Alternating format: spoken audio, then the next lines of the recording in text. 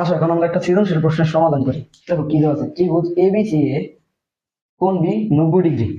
তাহলে একটা ত্রিভুজ আঁকায়, সমকোণী ত্রিভুজের এই কোণটা কি 90 ডিগ্রি, তার মানে কি এটা বি, ধরো এ, এটা ধরলাম কি সি। কি বলছে, A B equals to 5। A B এর মান কত দেওয়া আছে 5 সেন্টিমিটার, বি সি এর মান কত দেওয়া আছে 12 সেন্টিমিটার।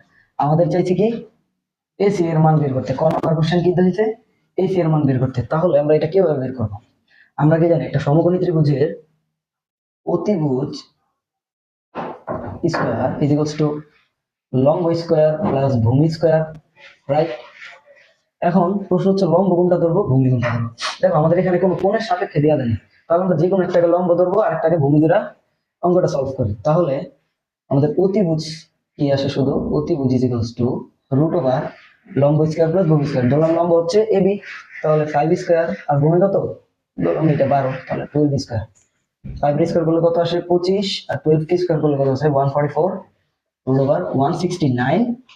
এটাকে রুট করলে কত আসবে 13। তাহলে আমরা অতিভুজের মান কত পাইলাম, 13 পাইলাম।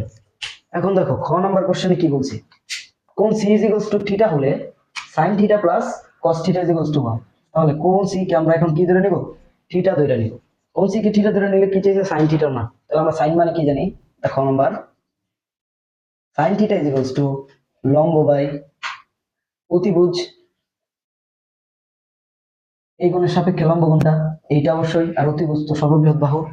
তাহলে কি আসে লম্ব কত 5/13।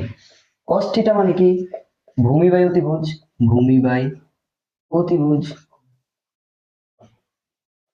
ভূমি কত, এই কোণের সাপেক্ষে ভূমি এটা বিসি, তাহলে 12, আর অতিভুজ কত 13। তাহলে আমাদের মান চাইছে কি এখন sin theta plus cos theta. তাহলে sin theta plus cos theta is equals two কত 5/13 প্লাস 12/13 ইজ ইকুয়ালস টু কত, লসাগু করলে কত আসে 5 প্লাস 12 ইজ ইকুয়ালস টু 17/13। এটা হচ্ছে আমাদের অ্যান্সার। বুঝা গেছে?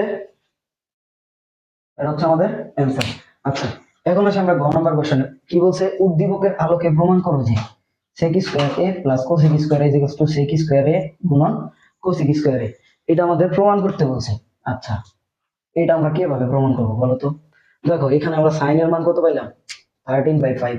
তাহলে cosec এর মান কত আসবে, cosec এর মান কত আসবে, cosec theta is equals two কি আসবে sin এর উল্টা 13/5।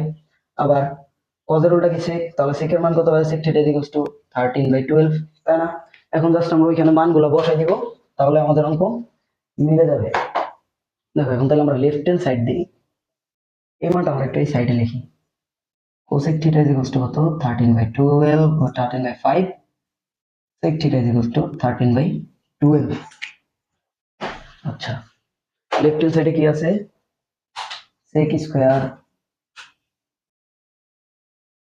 a plus cosec square a।